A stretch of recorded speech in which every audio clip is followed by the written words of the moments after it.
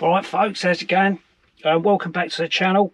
Don't forget to subscribe, like and share my videos. Right, after the last video you would have seen I spray painted my airsoft rifle, and I'm loving it. I've also since then purchased some brown spray paint and just given it a fleck of brown spray, but I've got some spray paint left. So what I've been doing, I did a couple of weeks ago, is that I spray painted a couple of water bottles. These are just a couple of old Nalgene water bottles. Well, actually they're actually just like this one, they're actually Carrymore ones. So I've literally sprayed them up. So what we're going to do in this video is with this one, this nice little pink one, we're going to spray it up and transform it into something a little bit more tactical. Alright, so stay tuned. So obviously all you need for this then is your water bottle that you're going to use of choice.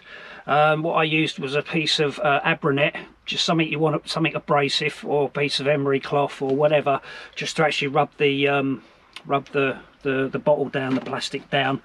Obviously all you need as well, your spray paint. Now I've got 3 tins, obviously because I wanted this for my gun, so I've got this particular one I purchased off Amazon, and the other 2 I bought from a car shop here in the UK.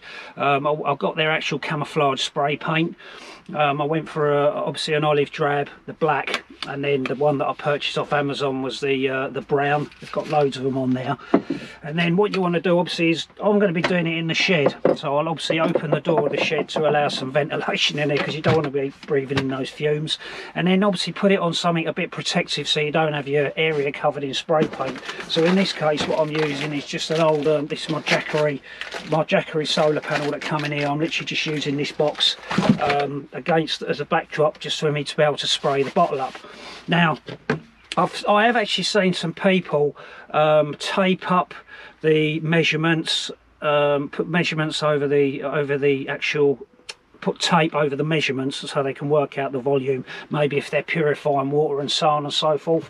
But I personally haven't done that. They really are just water bottles for me. I've got other methods of purifying water, so for me I'm literally just going to spray this bottle up as need be. So with the Abranet, what I did was, first, this was actually an old bottle that I had some duct tape wrapped around it, and it was one of the old ones that I copied Cody London, put a bit of paracord over the top, as I say, wrapped the duct tape around it, but the duct tape over time perished. So what I had first do was obviously peel off all the tape, take all that off. Then I got some acetone nail varnish remover that I nicked off the wife, off Mrs. Catty's. So I've taken that all down so it's all nice and smooth. Now with the Abranet, or anything that you're using that's abrasive, literally what I'm going to do now, work out which way's the abrasive side, gloves as well, face mask if you want to wear one, and then I'm just going to give the bottle a gentle rub down. Nothing too, it hasn't got to be too aggressive, but it sort of allows the spray to sort of bite, if you like, into the bottle slightly. Now the thing is that I was quite concerned about was, when I was doing this, was I was concerned about whether or not the actual aroma, if you like, or the vapour of the spray was going to absorb through the plastic and get into the water and get inside the bottle, and it hasn't done. Literally just air in it and all the rest of it, it's fine. So it's great, it's fine to have water in. So as you can see there, it starts to produce like a hazy, a cloudy surface on the plastic. So I give the sides and a rub down, and the sides and the bottom a rub down. I also give the lid bit of a rub down as well. I don't go too mad. I don't cover nothing in tape, as I say, unless you want to keep the measuring lines on now, the graticals or whatever.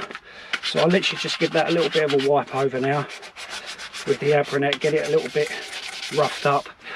Now with that done, I'll just get a cloth. You can get some light sort of fluid and just give that a rub off, just so that you take all any sort of excess dust or anything, because obviously it's going to have an effect on the adhesion of the spray. Alright, so now with that all taken off, that's pretty much it. So as you can see there, it's quite a cloudy sort of surface on the bottom. So let's get spraying. Now obviously these cans have been sitting in a cold shed, so I've had to shake these up for it says on these actual cans, shake it for around 2 minutes. And then obviously when I've been using it, literally as I finish using it, I always wipe the spout so it doesn't start getting blocked. So I've pretty much done this for almost 2 minutes. Right, so let's get spraying. So what I'll do is, just for the sake of the camera, what I'm going to do is I'm just going to sort of hold the can in my hand for the time being. And obviously don't, you know, I'm not teaching people to suck eggs, you probably know already, there's probably some expert sprayers out there, but obviously give it a little distance. You only want to cover it, you don't want to sort of go on too thick, because otherwise it will just start dripping. So literally I'll just give it a nice little spray there, so it gets it covered.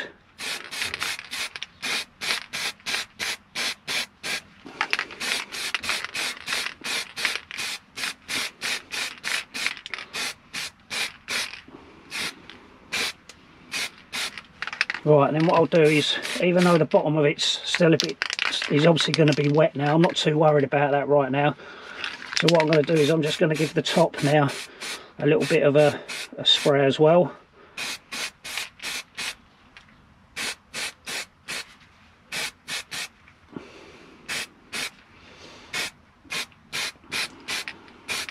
Okay, then I'm going to sit it down.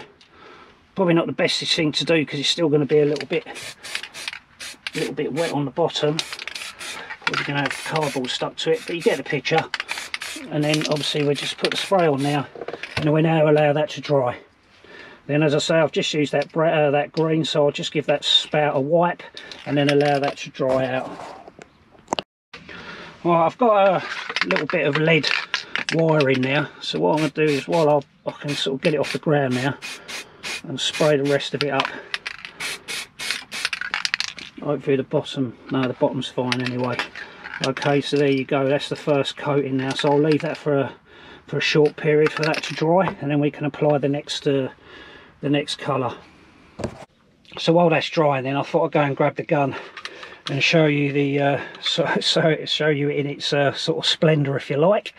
So there it is. I've got the obviously black, brown. I didn't go too sort of if you watched the last video you would have seen nothing too uniform, and I'm quite pleased with that.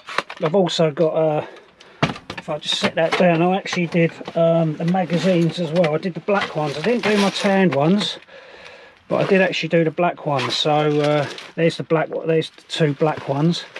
Obviously I've done them how so that when they seat on the rifle, they only go as far as where the magazine housing is. Alright, which obviously stands to reason, because you don't want to get any sort of paint or anything inside the magazine housing or anything like that. So I'm quite impressed with that. Obviously the balls come out because they've just loaded up into the gun. So yeah, quite pleased with that. I didn't really do the the tanned ones. I thought I'd keep them just as they are. But the black ones, I just literally sprayed them with a little bit of green and then finished them off with black. So there's the magazines anyway. So as you can see, that's the first one I did, where I just sprayed it with black. That's going to be my choice for the next one that I'm going to do in the video. And this one has just got a bit of brown on it as well. So again, you know, you can do it whatever colour you like. You even got to do it green and black. You can do it pink, white, blue, whatever. But if you're sort of into, you know, doing a bit of tactical stuff or whatever, then obviously that's sort of like maybe the option that I would go for. So let's get going with the black. So with this, what I'm going to do now, I mean, you can see in there I've missed a bit, so what I'll do is I'll give that a little bit of a spray with the black. It doesn't really matter too much, and then all I'm going to do is just give it sort of diagonal strokes, just so that it just layers over the top of the green. So let's get the black done first on the handle, on the inside of the handle. Okay, I'll put a little bit on the top there. It hasn't got to be nothing too special. It probably could do with a little bit more of a shake.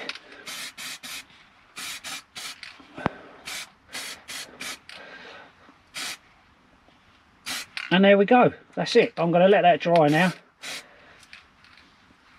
And you know, you can probably get away with just the green on its own, you know, it just depends on the overkill or how sort of fancy you want to get with it. So there it is. I'll just let that dry, and then that's job done. So there it is, folks. All right, just a quick sort of guide on sort of doing something as simple as some water bottles. Okay, as I say, I'm still letting that one dry.